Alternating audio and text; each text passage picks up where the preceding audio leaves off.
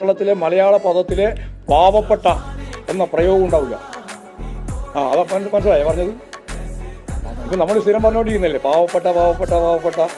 ഞങ്ങൾ ഉദ്ദേശിക്കുന്നത് ഈ കേരളത്തിലെ ഈ മലയാള പദം പാവപ്പെട്ട എന്നുള്ളത് അവസാനിക്കും എന്ന് പറഞ്ഞാൽ വികസിത അർദ്ധവികസിത രാജ്യങ്ങളിലെ ഏറ്റവും പ്രധാനപ്പെട്ട വികസനം നേടിയിട്ടുള്ള രാജ്യങ്ങളിലെ പോലും അവിടെയുള്ള ജനങ്ങളുടെ ജീവിതത്തെക്കാൾ ആ ജീവിതത്തിലെ കേട്ടോ, കാരണം ഞാൻ തന്നെ പ്രസംഗിക്കുന്നുണ്ട്, മുതലാളിത്തത്തിൻ്റെ ഏറ്റവും പ്രധാനപ്പെട്ട പ്രതിസന്ധി സമ്പന്നർ കൂടുതൽ സമ്പന്നരാകുകയും ദരിദ്രർ കൂടുതൽ ദരിദ്രരാകുകയും ചെയ്യുക എന്നുള്ളതാണ്.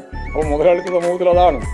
അപ്പോൾ ഏറ്റവും താഴെയുള്ള അതിദരിദ്രരായ ജനങ്ങളെക്കാളെല്ലാം മേലെ ലോകത്തിലെ വികസനം നേടിയ രാജ്യങ്ങളിലെ ജനങ്ങളോടൊപ്പം കേരളത്തെ എത്തിക്കുക എന്നുള്ളതാണ്. അതിൻ്റെ മലയാളം ഞാൻ ആദ്യം പറഞ്ഞത്. പാവങ്ങൾ എന്ന പ്രയോഗം ഇനി മലയാള ഭാഷയിൽ ജനങ്ങളെ പ്രതിനിധീകരിച്ചുകൊണ്ട് പറയാനുണ്ടാവില്ല.